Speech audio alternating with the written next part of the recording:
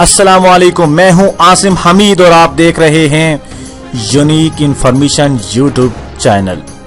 हम आपको बताते चले, इमरान खान को तबीयत बिगड़ जाने के बाद शौकत खानम अस्पताल मुंतकिल कर दिया गया है।